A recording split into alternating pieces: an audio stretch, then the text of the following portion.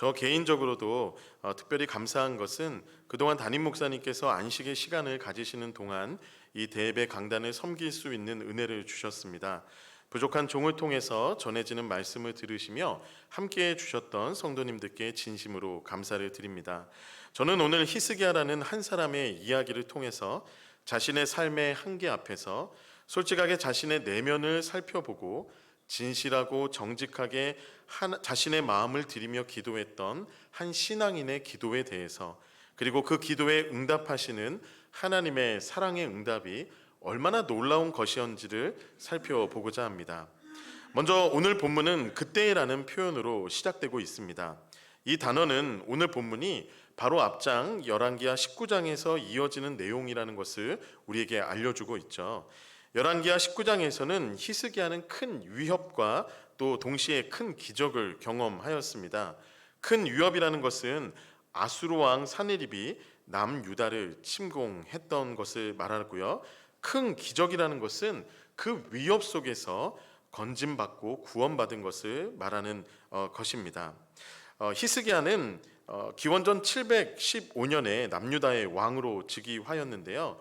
이때는 이미 북이스라엘이 아수르 제국에 의해서 멸망당했고 남유다를 호시탐탐 노리고 있을 때였습니다. 그래서 남유다 백성들과 히스기야 왕의 입장에서는 이제 자신들이 아수르의 다음 목표가 아닐까 하는 그런 걱정과 두려움이 있었을 것입니다. 그러나 그런 위기감 속에서도 히스기야는 왕위에 올랐을 때부터 영적인 개혁을 먼저 시도했던 그런 왕이었습니다. 열왕기하 16장을 보면 히스기야의 아버지 아하스 왕은 불행하게도 남유다를 타락시킨 대표적인 왕이었는데요. 이방 신전과 제단을 도입하고 심지어 자신의 자녀들을 몰렉에게 불로 바치는 제사를 드렸던 사람입니다. 성전 예배를 소홀히 했고 또 백성들은 우상 숭배에 빠져들게 되었습니다. 그렇지만 히스기야는 왕 위에 오른 후에 즉각적인 종교 개혁을 단행하며 그렇게 나라를 구하는 데 앞장섰습니다. 그가 이렇게 했던 이유가 무엇이었습니까? 그가 어릴 때부터 그 마음속에 하나님을 의지하고 또 하나님을 믿는 신실한 믿음을 갖고 있었기 때문입니다. 그래서인지 성경은 그를 이렇게 평가합니다. 열왕기하 18장 5절부터 7절의 말씀인데요. 히스기야가 이스라엘 하나님 여호와를 의지하였는데 그의 전후 유다 여러 왕 중에 그러한 자가 없었으니 곧 그가 여호와께 연합하여 그에게서 떠나지 아니하고 여호와께서 모세에게 명하신 계명을 지켰더라. 여호와께서 그와 함께 하심에 그가 어디로 가든지 형통하였더라. 저가 아수르 왕을 배반하고 섬기지 아니하였고 라고 그의 용맹과 신앙에 대해서 평가하고 있습니다. 이 남유다를 이렇게 침공하려고 하는 아수르 왕의 입장에서 보면 참으로 괘씸해 보였을 것입니다. 그래서인지 아수르 사네립 왕은 대규모의 군대를 이끌고 결국에는 남유다를 침공합니다. 열왕기하 18장 13절의 기록인데요. 히스기야 왕 제14년에 아수르 왕 사네립이 올라와서 유다 모든 견고한 성읍들을 쳐서 점령하매라고 얘기하고 있습니다. 이제 예루살렘을 제외한 거의 대다수의 지역을 아수르가 침공을 한 상태입니다. 이 풍전등화 같은 상황 속에서 히스기야는 왕으로서 하나님 앞에 나아가 성전에 나아가 기도하며 또 선지자였던 이사야에게 기도를 부탁하여 하나님 앞에 기도하기를 시작합니다. 하나님은 그 기도에 응답하셔서 그 밤에 천사를 보내 성을 외워싸고 있던 아수르 군대 18만 5천 명을 죽이시고 사네립으로 말미암아 도망가게 하시며 그가 니느웨 땅에서 배신을 당해 처참하게 죽는 결말을 맞게 하십니다. 이것이 열왕기하 18장부터 19장에 기록된 내용이라는 거예요. 그 정말 엄청난 기적과 또 경험이 아직 사그라들기도 전에 이 20장이 시작되는 이 시점에 어떠한 말이 시작되고 있습니까? 그때에 히스기야가 병에 들었다라고 얘기하고 있습니다. 그리고 청천벽력과 같은 소식이 이사야를 통해 전해집니다. 오늘 본문 20장 1절 후반부인데요. 너는 집을 정리하라. 내가 죽고 살지 못하리라 하셨나이다 라는 그 죽음에 대한 선고를 듣게 되죠. 여러분, 이 지점에서 우리가 중요하게 생각해 봐야 될 것이 있습니다. 정말 우리 눈에는 선하고 정말 좋았던 믿음의 왕, 그 히스기야에게 왜 이런 일이 일어나는가? 이것이 아닌 것입니다. 오늘 본문이 우리에게 보여주는 것은 바로 왜라는 그 질문보다는 어떻게라는 질문입니다. 그 죽음의 선고 앞에서 인생의 거대한 벽을 만난 것 같은 상황 속에서 히스기야라는 한 개인이 왕의 신분을 벗고 그 개인이 하나님 앞에서 어떠한 태도와 마음을 가지고 어떠한 고백을 드리고 있는가, 무엇을 하고 있는가. 성경은 우리에게 오늘 그것을 기록함으로써 왜가 아닌 어떻게에 집중하게 하는 것이죠. 오늘 저는 본문을 통해 세 가지로 여러분들과 함께 말씀을 나누길 원하는데요. 첫 번째는 인생의 벽을 마주쳤을 때 드리는 진실하고 정직한 기도에 관한 것입니다. 히스기야는 자신의 죽음을 전달한 이사야 선지자의 말을 듣고 그에게 어떤 대답이나 대꾸나 원망 없이 하나님 앞에 나아갑니다. 열왕기하 20장 2절의 기록인데요. 히스기야가 낯을 벽을 향하고 여호와께 기도하여 이르되라고 기록하고 있습니다. 이것은 어쩌보면 당연한 반응이라고 우리가 생각할 수 있죠. 그는 바로 직전에 엄청난 기도의 응답을 경험하지 않았습니까? 그러므로 다시 그 죽음의 선고 앞에 기도하러 나간다는 것은 이전에 이미 경험했던 응답을 근거로 한 지극히 합리적인 모습으로 우리는 보입니다. 전에도 기도해서 응답을 받았으니 이번에도 이 어려움 속에서 기도하고 응답을 받자. 여기까지는 우리가 흔히 생각할 수 있는 신앙의 모습이에요. 그러나 오늘 본문을 자세히 들여다보면 이 두 번의 기도 속에는 큰 차이가 있다는 것을 우리는 발견하게 됩니다. 그리고 그 차이 지점이 바로 히스기야의 신앙의 핵심을, 그 마음의 본질이 무엇이었는지, 그가 생각하는 기도라는 것이 무엇이었는지를 드러내 주었다라고 저는 생각합니다. 첫 번째 차이는 바로 기도의 태도에 관한 것이에요. 아수르의 위협 앞에서 드린 기도를 보십시오. 히스기야는 하나님을 조롱하는 아수르 왕의 편지를 가지고서 하나님의 성전으로 올라가 하나님 앞에 그것을 펴놓고 기도합니다. 열왕기하 19장 14절의 기록인데요. 히스기야가 사자의 손에서 편지를 받아보고 여호와의 성전에 올라가서 히스기야가 그 편지를 여호와 앞에 펴놓고라고 기록하고 있습니다. 이것은 매우 공적인 장면이죠. 성전이라는 공적인 예배의 자리, 하나님의 임재의 초소, 제사장이 있는 곳, 그리고 왕으로서 이스라엘을 대표해서 자신이 받은 위협의 증거물을 가지고 하나님 앞에 나아가 펼쳐놓고 탄원을 올리는 이런 모습들, 이것은 굉장히 공적인 모습입니다. 그러나 오늘 20장의 기도는 전혀 그렇지가 않아 보입니다.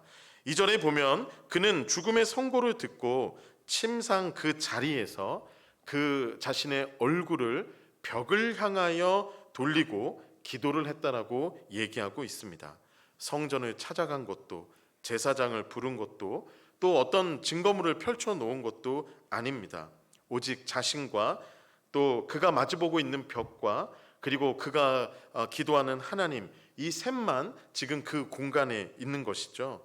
한 번은 공동체의 위기 앞에서 공적인 자리로 나아간 대표성을 가진 기도였다면 이 시간은 자신의 생사 앞에서 지극히 개인적이고 사적인 내밀한 자리를 갖고 있는 것입니다. 더 중요한 차이는 기도의 내용이에요. 아수르 왕 사네립은 자신이 유다를 조롱할 때 랍사게라는 장군을 보내서 그 편지를 보내어 이렇게 이스라엘 백성들을, 유다 백성들을 조롱했습니다. 너희가 아무리 하나님을 믿어도 우리 군대 앞에서는 그것은 다 헛것에 불과하다. 눈을 들어 주변을 한번 바라봐라. 폐허가 된 나라들도 다 신이 있었다. 그러나 저렇게 폐허가 되지 않았느냐? 너희 하나님도 똑같을 거다. 그러니 빨리 항복하고 목숨을 구해라. 그것이 바로 이 아수르 왕 사네립이 보냈던 조롱이었습니다. 그에 대해 히스기야가 드렸던 기도의 내용을 한번 보시면 열왕기하 19장 19절에 이런 기록을 하고 있습니다. 우리 하나님 여호와여, 원하건대 이제 우리를 그의 손에서 구원하옵소서. 그리하시면 천하 만국이 주 여호와가 홀로 하나님이신 줄을 알리이다 하니라. 이 기도의 목적은 분명하죠. 자기 백성의 생존뿐 아니라 더 크게는 여호와 하나님의 이름과 명예가 이방 나라 가운데서 회복되고 더럽혀지지 않길 위해서 구하는 공적인 기도였습니다. 이것은 거룩하고 신앙적으로 흠잡을 데 없는 훌륭한 기도였죠. 그러나 여러분, 20장의 기도에는 이런 요소가 들어있지 않습니다. 하나님의 명예를 지켜 달라는 것도, 원수를 물리쳐 달라는 말도, 나라를 지켜 달라는 말도 없습니다. 오직 그는 이렇게 기도할 뿐입니다. 열왕기하 20장 3절의 기록인데요. 여호와여, 구하오니 내가 진실과 전심으로 주 앞에 행하며 주께서 보시기에 선하게 행한 것을 기억하옵소서 하고 히스기야가 심히 통곡하였더라. 사랑하는 성도 여러분, 여기에는 오직 나와 하나님 사이에 진실된 관계만이 있을 뿐입니다. 저는 설교를 준비하면서 이 장면과 내용에 대해서 한번 상상해 보았습니다. 이사야로부터 죽음의 선고를 들었을 때 그는 침상에서 벽을 향했습니다. 그의 믿음은 이미 성전에만 하나님이 임재하신다라는 구약의 관념을 뛰어넘는 굉장히 친밀한 경험을 가진 믿음이었다라고 저는 생각합니다. 그가 어디에 있든지, 비록 그것이 성전이 아닐지라도 하나님은 그곳에서 자신의 기도를 들으시고 응답하시며 만나 주신다라는 그 신뢰와 경험이 있었다라는 것이죠. 그러므로 그는 굳이 성전에 올라가지 않고 자기의 침상에서 벽을 바라보며 기도를 했던 것입니다. 그에게는 기도의 자리가 중요한 게 아니라 기도를 통해 누구를 만나느냐, 그리고 그동안 만났던 하나님에 대한 추억을 가지고 기도하고 있다라는 거예요. 그래서 그는 온전히 하나님께만 집중할 수 있는 기도를 드릴 수 있었습니다. 그것이 바로 세상과 단절한 채 온전히 하나님만을 바라보는 골방의 기도가 아니었을까 생각합니다. 어쩌면 그는 이 기도를 바로 시작하지 못했을 수도 있습니다. 그 죽음의 선고 앞에 자신의 감정을 추스렸을 시간이 필요했겠죠. 그렇게 벽을 바라보고 하나님을 생각하며 감정을 추스리고 그의 입술에서 나왔던 고백, 그 고백은 자신의 질병을 고쳐 주옵소서라는 간절한 간구이기 이전에 신앙인의 한 고백이었습니다. 그는 이렇게 고백합니다. 이건 제가 성경을 좀 풀어서 의역한 것인데요. 하나님, 내가 인생을 살면서 하나님을 기억하고 하나님을 향해서 드렸던 예배를 기억해 주십시오. 그는 지금 하나님 앞에 자신이 삶을 다해 하나님을 만났던 그 시간들을 기억해 달라고 호소하고 있는 것입니다. 삶의 끝자락에서 하나님과 그가 가졌던 시간을 회상하고 있는 것이죠. 하나님은 나에게 어떤 분이셨는가? 하나님이 나를 그동안 얼마나 사랑해 주셨는가? 그런데 나는 그만큼 정말 하나님을 사랑한다고 말할 수 있을까? 하나님께서 내가 하나님을 위해서 정말 했던 그 작은 것 하나라도 하나님이 제발 기억해 주며 내 사랑했던 마음을 받아주기를 원하는 그 굉장히 개인적이며 마음을 다한 하나님만을 바라보며 하나님을 향한 진실된 고백을 지금 기록하고 있고 기도하고 있다라는 것입니다. 물론 그는 자신의 치료를 위해서도 기도했습니다. 그러나 기도의 전체를 보면 그는 기도의 목적이 치료가 아니었음을 우리는 보게 됩니다. 오늘의 본문을 똑같이 기록하고 있는 평행 본문이 있는데요. 이사야서 38장입니다. 여기에는 히스기야가 병이 났고 그가 어떠한 마음으로 기도했는지를 기록한 내용들이 기록되어 있습니다. 제가 그 중에 일부를 읽어드리겠습니다. 이사야서 38장 16절부터 16절의 기록인데요. 주여, 사람이 사는 것이 이에 있고 내 심령의 생명도 온전히 거기에 있사오니 원하건대 나를 치료하시며 나를 살려주옵소서. 보옵소서. 내게 큰 고통을 더하신 것은 내게 평안을 주시려 하심이라. 주께서 내 영혼을 사랑하사 멸망의 구덩이에서 건지셨고 내 모든 죄를 주의 등 뒤로 던지셨나이다. 수월이 주께 감사하지 못하며 사망이 주를 찬양하지 못하며 구덩이에 들어간 자가 주의 신실을 바라보지 못하되 오직 산 자, 곧 살아있는 자는 오늘 내가 하는 것 같이 주께 감사하며 주의 신실을 아버지가 그 자녀에게 알게 하리이다라고 고백하고 있었습니다. 여러분, 그의 기도를 보시며 어떤 생각이 드십니까? 그가 얼마나 하나님을 향한 진실한 마음을 갖고 있는지 느껴지십니까?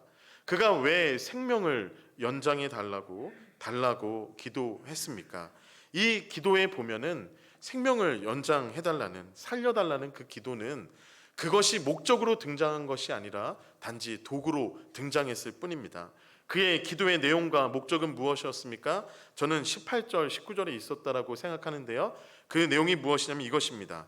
스올에 있는 자, 즉 죽음을 경험한 자, 죽어 있는 자는 하나님께 감사하지도 못하며 찬양하지도 못하며 주의 신실하심을 경험하지 못하기 때문에 오직 살아있는 자만이 하나님의 신실을 경험하고 하나님의 사랑을 경험하고 하나님이 오늘 나와 함께하고 있음을 경험할 수 있기 때문에, 그렇기 때문에 하나님, 내가 살고 싶습니다.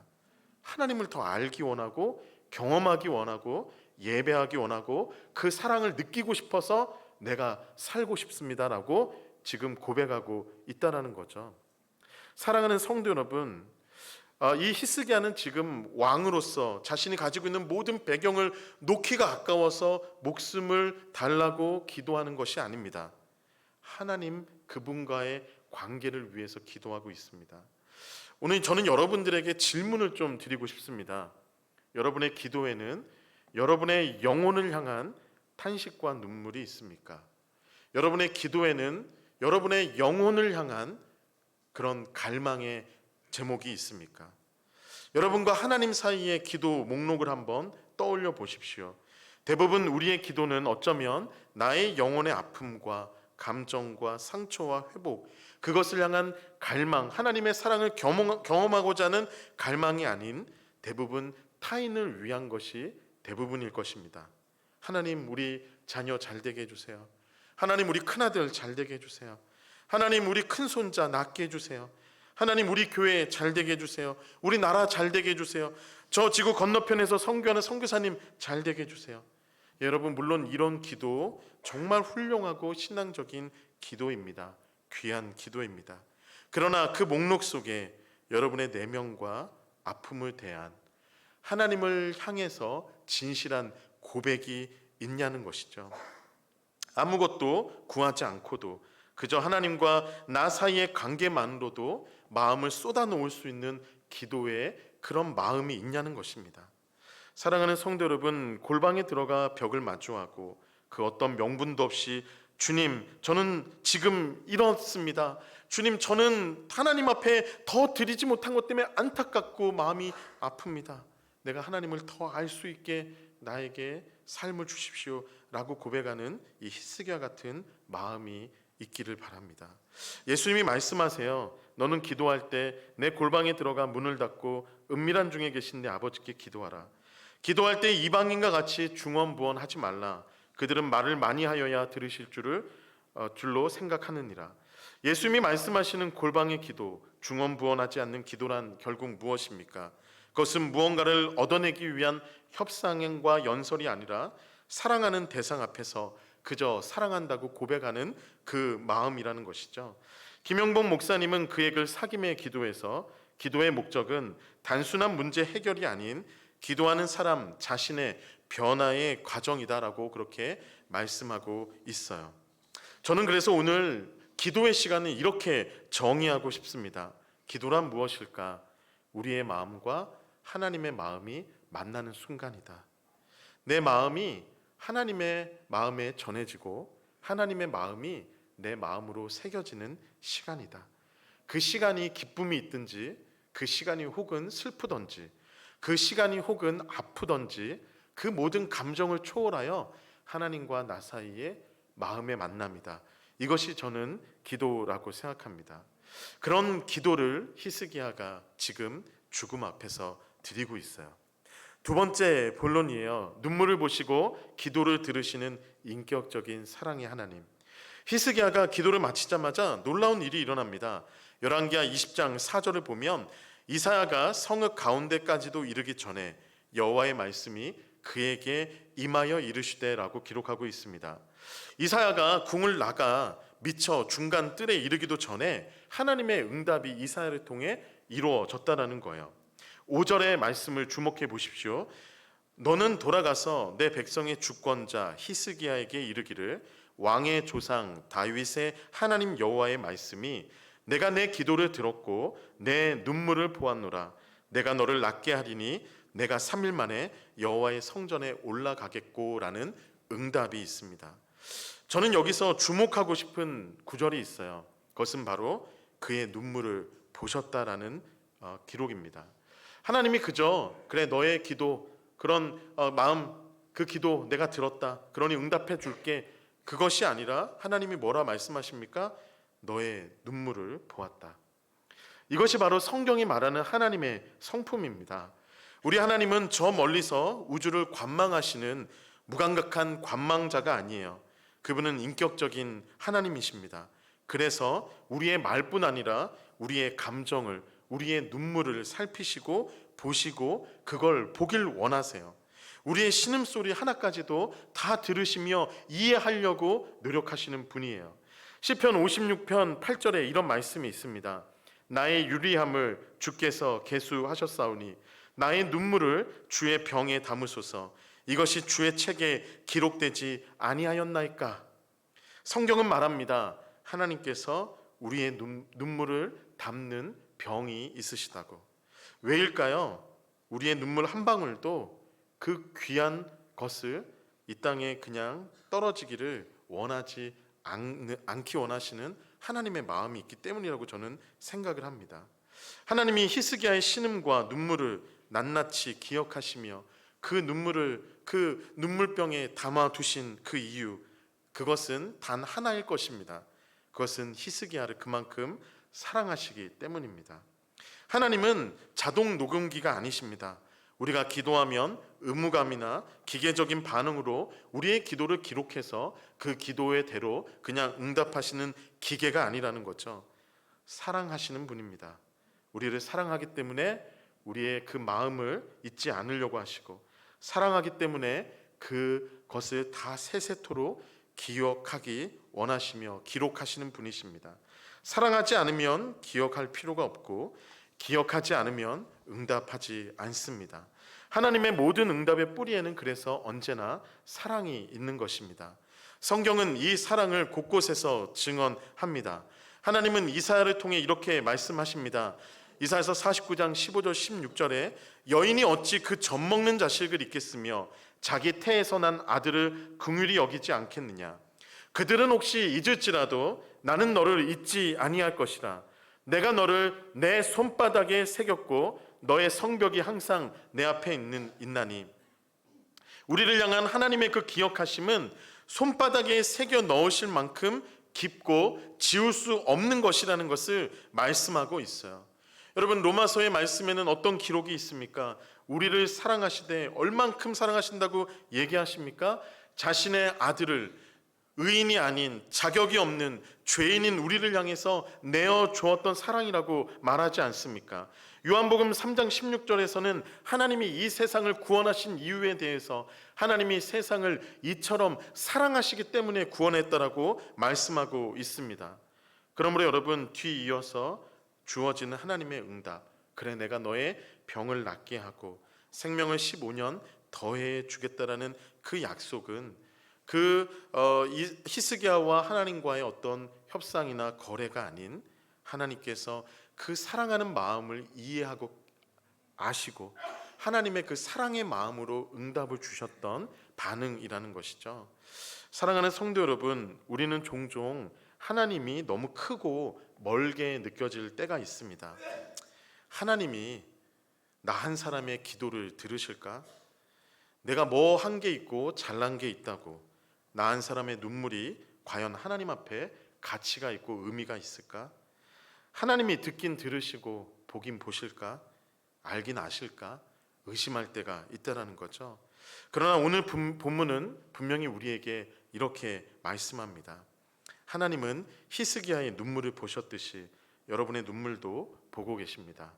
여러분 한 사람 한 사람을 위한 눈물병을 갖고 계세요. 여러분이 홀로 소리 죽여 울었던 그 밤, 아무도 몰라서, 아무도 정말 내 마음을 몰라준다고 생각하며 울었던 그 눈물, 그 모든 것들 하나님이 다 보고 계시며 그 마음을 알고 계시고 모으고 계셨습니다. 우리가 하나님 앞에 탄식하며 울 수 있는 이유가 무엇입니까? 하나님이 우리와 지금도 마음과 마음으로 함께 하시는 인격적인 사랑의 하나님이라는 것을 우리가 믿고 의지하기 때문인 것이죠. 본론의 세 번째입니다. 온 우주의 능력으로 응답하시는 하나님의 사랑에 관한 것입니다.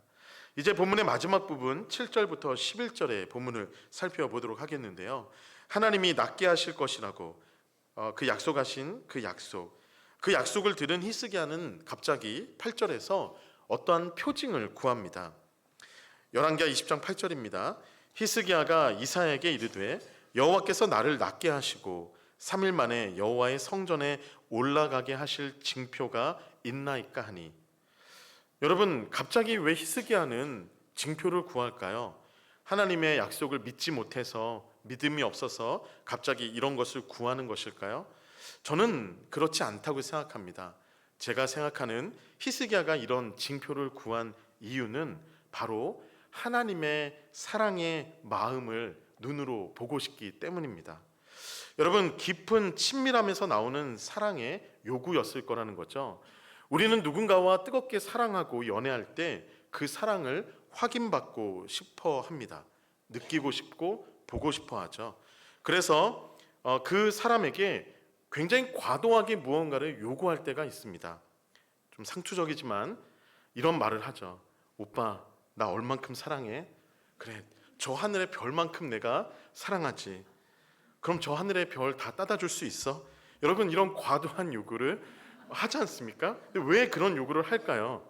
정말 별을 다 따다 주기를 원하고 안 따다 주면 헤어지려고 그런 요구를 하는 것입니까? 그게 아니죠. 그렇게 사랑한다고 얘기하는 그 사랑을 눈으로 보고 싶은 거죠. 오빠, 날 위해서 죽어줄 수 있어?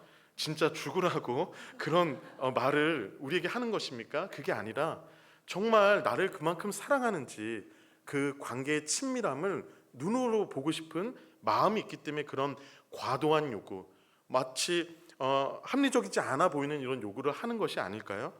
히스기야도 그런 마음이었을 것 같아요. 하나님, 저에게 그럼 징표를 한번 보여주세요. 저를 정말 제 마음을 아시고 눈물을 하나님 다 보시고 그 마음을 이해하신다는데 저를 얼마나 이해하시고 사랑하시는지 그러면 그 징표를 한번 저에게 보여주세요. 그렇게 하나님 앞에 히스기야가 구하는 거예요. 하나님의 응답이 너무나 놀랍습니다. 하나님은 이사야를 통해 말씀하세요. 태양의 그 그림자를 10도를 앞으로 나아가게 할까? 아니면 뒤로 물러가게 할까? 히스기야는 10도를 뒤로 물러가게 해달라고 요구하고 하나님은 그에게 응답해서 정말 그것을 이루십니다. 열왕기하 20장 11절의 말씀인데요. 선지자 이사야가 여호와께 간구하며 아하스의 해시계 위에 나아갔던 해 그림자를 10도 뒤로 물러가게 하셨더라. 여기서 중요한 것은 이 자연의 질서를 벗어나는 어마어마한 기적을 히스기야가 먼저 요구한 것이 아니라는 거예요. 징표를 요구했지 이렇게 해달라고 이것을 요구한 게 아니에요. 그런데 하나님이 마치 과장되고 오버하듯이 이렇게 응답하고 말씀하시는 거예요. 그럼 내가 이 해 그림자를 10도를 앞으로 나아가게 할까? 아니면 뒤로 물려줄까? 하나님도 그 사랑하는 히스기야에게 보여주고 싶은 거예요. 자신의 사랑이 얼만큼 큰지. 이런 마음으로 하나님이 정말 이 말씀을 하신 거겠죠. 제가 성경에 없는 내용을 한번 생각해 봐서 글로 써봤습니다. 내가 너를 얼마나 사랑하는 줄 아니? 내가 너를 위해 무엇을 해줄 수 있는지 너는 알고 있니? 자연 만물의 모든 것이라도 너 단 한 사람, 너를 위해 내가 움직일 수 있는 그런 존재가 나야. 나는 그만큼 너를 사랑해 라는 하나님의 마음이 이 약속에 담겨 있다는 거죠. 사랑하는 성도 여러분, 해 그림자를 10도 뒤로 물러가게 하는 것은 우리의 지금 우리가 너무 쉽게 이런 얘기를 해서 그렇지 이건 정말 쉬운 게 아닙니다. 자연 법칙을 거스르는 거예요. 여러분, 한편으로는 하나님이 얼마나 뛰어나고 높으신 분인가를 확인할 수 있는 사건이 되겠죠. 그리고 또 다른 한편으로는 그런 초자연적인 하나님이 바로 나 한 사람을 만나 주시고 나 한 사람의 마음을 위로하기 위해서, 나 한 사람의 마음을 회복하고 치유하기 위해서 개입하신다라는 놀라운 사건을 말하는 거예요. 여러분, 태양의 위치가 갑자기 변하는 것은요, 얼마나 급격한 자연의 생태계와 환경을 파괴하는 일이냐면요, 이 지구는 1675km의 속도로 지금 좌전하고 있어요. 돌고 있다라는 거예요. 돌면서 지금 움직이고 있는 거죠. 그런데 이것이 갑자기 뒤로 역행한다고 생각해 보십시오. 모든 관성의 법칙에 의해서 대기와 바다와 물과 바람과 모든 것이 그 속도대로 흘러가고 있는데 갑자기 그것을 역행한다면 엄청난 지진과 해일을 초래하는 대규모의 물리적인 피해가 발생할 수밖에 없는 거예요. 아마 쓰나미와 같은 지진과 같은 지구 전역에 그런 재난이 일어나는 것이죠. 그뿐 아니에요. 태양의 복사열로 인해서 균형을 유지하는 지구의 모든 기후 시스템이 망가지는 거예요. 더운 지방은 더 뜨거워지고 추운 지방은 더 차가워질 것이에요. 지구의 이 자전에 오랫동안 생체 리듬을 맞추며 살아가고 있는 모든 동물들, 식물들, 인간들의 바이오 리듬이 다 깨져버리는 거예요.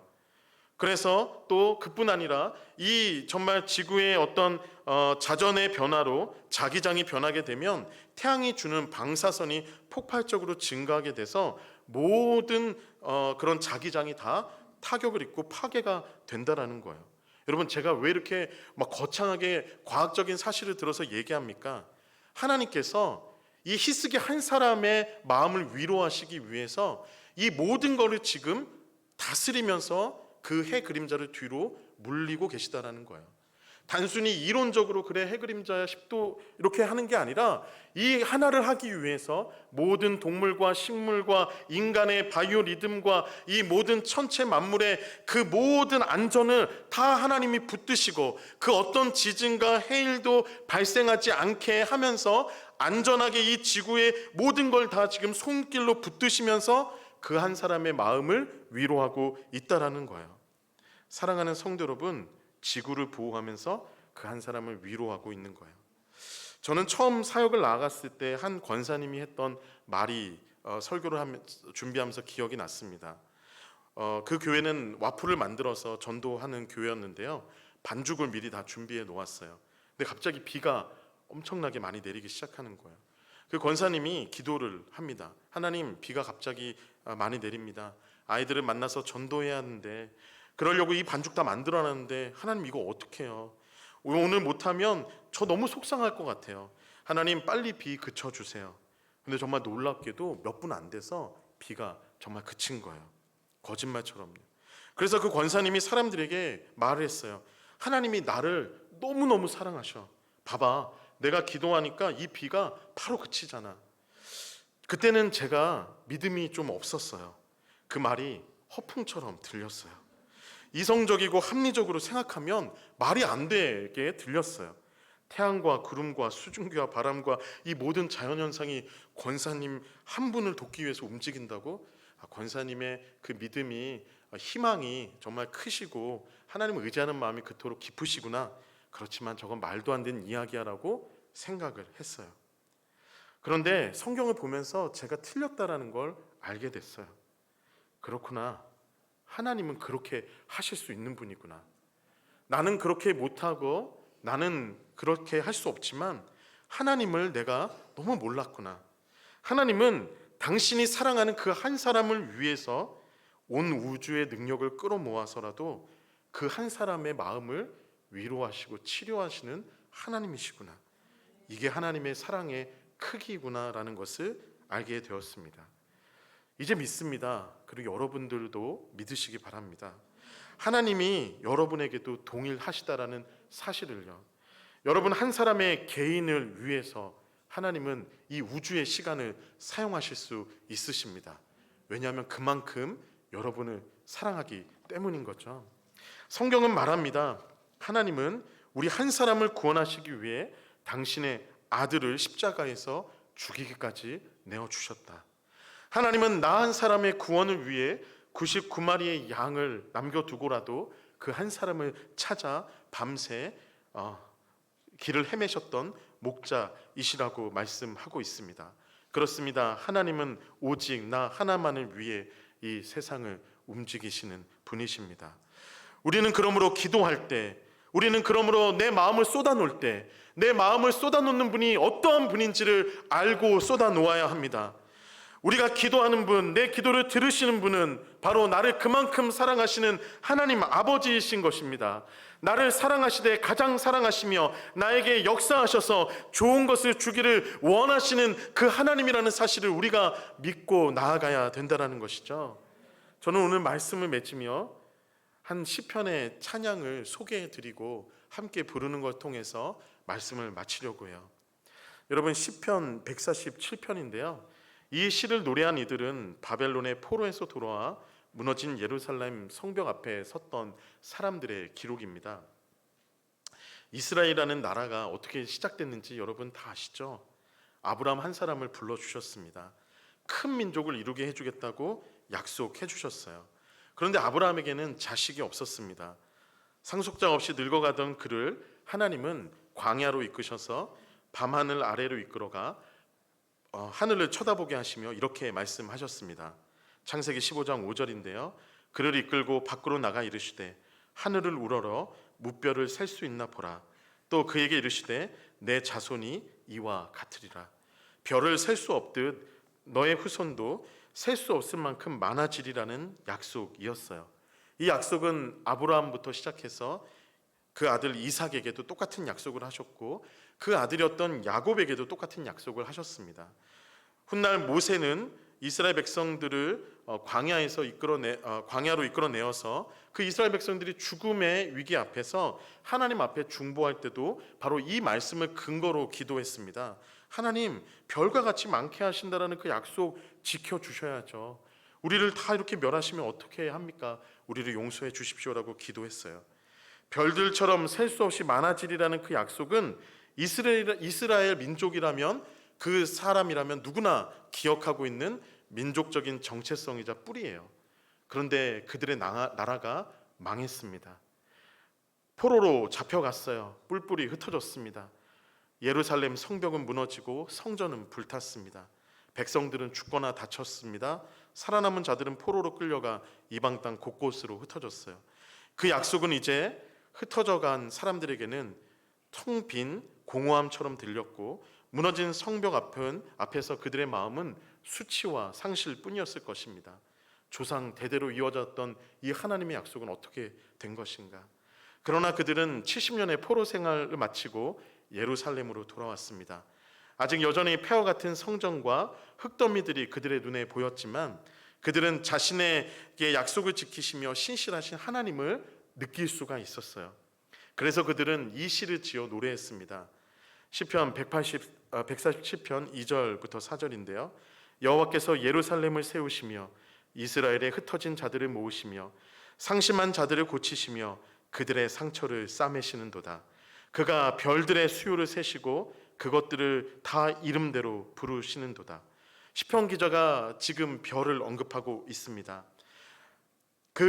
저 수많은 별, 우리의 눈에는 정말 먼지처럼 보이는 저 수많은 별을 하나님은 다 숫자를 세고 계셨구나. 아니, 숫자를 세고 계실 뿐 아니라 그 이름까지도 다 부르고 계셨구나. 그래서 우리가 지금 이 자리에 있구나 하는 마음을 가졌던 거예요. 그래서 하나님이 그 약속을 신실하게 지키시는 그 약속을 기억하면서 그들의 70년의 모든 아픔과 상처가 치유되기를 시작되었습니다. 그리고 그들이 불렀던 노래가 바로 이 시편의 노래입니다. 사랑하는 성도 여러분, 오늘 그 똑같은 하나님이 여러분의 이름도 부르고 계십니다. 여러분은 저 하늘의 수많은 별들 가운데 하나일 줄 모릅니다. 그러나 그 별들을 지으시고 노래하시는 하나님에게는 여러분은 특별한 하나의 존재입니다. 여러분, 이 사랑의 언어는 어쩌면 분주함 속에서 우리가 듣지 못할 수 있습니다. 잘 느껴지지 않고 잘 알아지지 않습니다. 그래서 하나님이 때론 우리에게 인생의 벽을 허락하시는 건지도 모릅니다. 사람들의 시선에 벗어나서 형식을 내려놓고 진실되고 정직한 마음으로 하나님 앞에 서게 하셔서 우리의 마음을 쏟아내게 하시며 우리를 향한 하나님의 그 사랑을 쏟아내시고자 우리에게 이런 시간을 주시는 것 같습니다. 이 시간을 통해 여러분을 사랑하시는 그 하나님의 사랑을 발견함으로 모든 눈물의 상처를 치유받고 하나님 아버지를 기쁨으로 섬기며 나아가는 저와 여러분 되시기를 주님의 이름으로 축복합니다. 우리 함께 말씀을 기억하며 찬양으로 나아가겠습니다.